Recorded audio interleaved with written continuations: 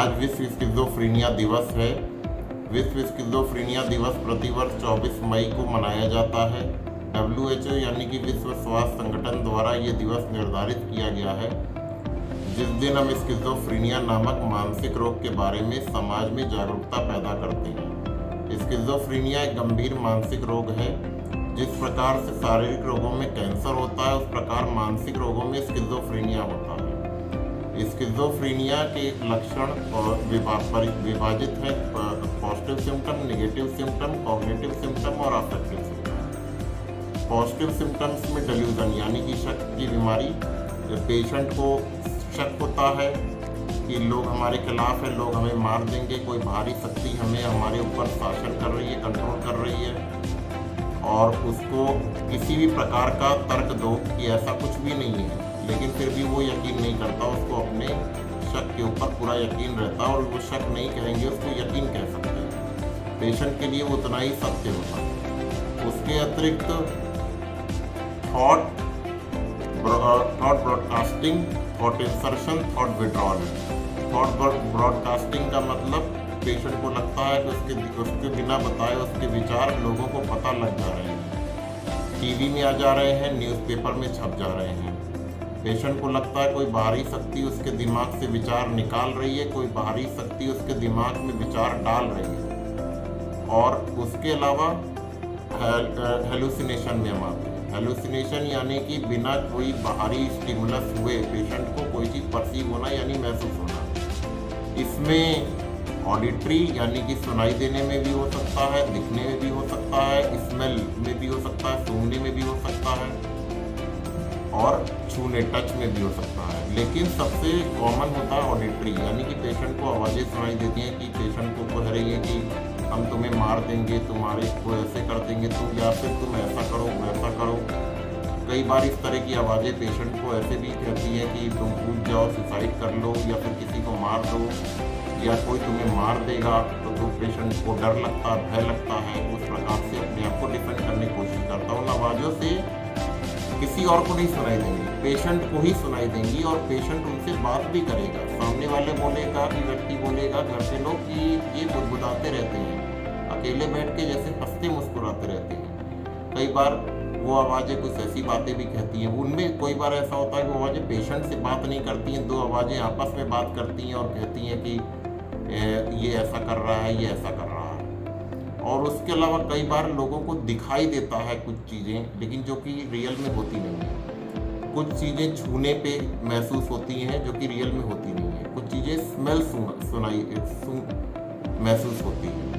जैसे कि कोई पेशेंट कहता है, एक पेशेंट था, वो कहता था कि हमें जन्नत से खुशबू आती है। आमतौर पे ऑडिटरी वाला हेलुसिनेशन यानी सुनाई देने वाला सबसे प्रमुख और कॉमनली देखा जाता है। बाकी और अगर प्रेजेंट है तो इसका मतलब कि ब्रेन के स्ट्रक्चर में कुछ एबनॉर्मेलिटी है, जो कि हमें जांचों के माध्यम से पता लगता है। उसके अतिरिक्त हम आते हैं स्किज़ोफ्रेनिया में साइकोमोटर एक्टिविटी, यानी पेशेंट या तो एकदम वायलेंट, एग्रेसिव, भाग दौड़ करेगा, गुस्सा गर्मी करेगा, या फिर एकदम चुपचाप शांत बैठा रहेगा। ये चीज़ हो जाती है। उसके बाद नेगेटिव सिम्टम्स में पेशेंट परेशान रहेगा, चुपचाप रहेगा, अकेले बैठेगा, किसी से बोलेगा नहीं, मन नहीं करेगा किसी से बोलने का, अकेले में अपना रहेगा। ये चीज़ें होंगी। या फिर जिन चीज़ों में पहले पेशेंट को अच्छा लगता था वो चीज़ें अच्छी नहीं लगेंगी, एकदम वो उदास सा लगेगा, डिप्रेशन जैसा लक्षण महसूस होंगे, जिसे एनीडोनिया, एलोगिया, ये चीज़ें भी कहते हैं। उसके आगे बढ़ते हैं अफेक्टिव सिम्टम। अफेक्टिव सिम्टम में पेशेंट इन सब चीज़ों की वजह से उसका मन खराब हो जाता है, परेशान रहता है, उदास रहता है, सुस्त रहता है, चिंतित रहता है। कभी कभी तो पेशेंट इसमें के लक्षण विपरीत भी हो जाते हैं, तेजी में भी चला जाता है, ज़्यादा बोलना, बड़ी बड़ी बातें करना, नाचना गाना। हालांकि वो उसको हम डिफ्रेंशिएट कर सकते हैं कि मेनिया नहीं हो है, ये तेजी की बीमारी ना हो कि स्किज़ोफ्रेनिया की बीमारी है। वो हिस्ट्री ली जाती है, डॉक्टर्स लेते हैं, तब उससे पता लगता है। उसके अतिरिक्त कॉग्निटिव सिम्टम बहुत कॉमन है कि बीमारी जब ठीक भी हो जाती है दवाओं के माध्यम से, काउंसलिंग के माध्यम से, तो बचता है कॉग्निटिव सिम्टम यानी कि याददाश्त। पेशेंट बोलते हैं डॉक्टर साहब सब तो ठीक हो गया, लेकिन हमारी याददाश्त जो है वो नहीं रही जो पहले होती थी।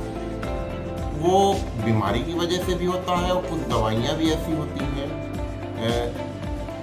जो कि इन और लक्षणों को ठीक कर देती, लेकिन याददाश्त वाले लक्षणों पे एक्ट नहीं कर पाती। हालांकि नई दवाइयाँ ऐसी भी आ रही हैं जो कि याददाश्त पे ज़्यादा असर नहीं डालती, बल्कि इनको बेहतर ही करती है। अब उसके बाद अब क्या आता है ये, और उसके बाद हम एक मेन चीज़ देखते हैं स्किज़ोफ्रेनिया के पेशेंट्स में कि उनमें इंसाइट नहीं होती। पेशेंट्स को आमतौर पे पेशेंट्स को नहीं लगता कि उन्हें कोई बीमारी है। पेशेंट कहते हैं कि हम बिल्कुल ठीक हैं, लेकिन घर के लोग कहते हैं कि उन्हें बीमारी है। लेकिन जब अब इस आते हैं दूसरे पार्ट पे, इसका इलाज क्या हो सकता है।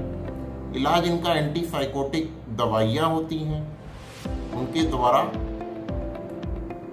ये ठीक किया जा सकता है, पूर्णतः ठीक हो सकता है। लेकिन कई बार दवाइयाँ लंबी चलती हैं और कई बार दवाइयाँ जीवन पर्यंत भी चलती हैं, जिंदगी भर भी लोगों को दवा खानी पड़ती है।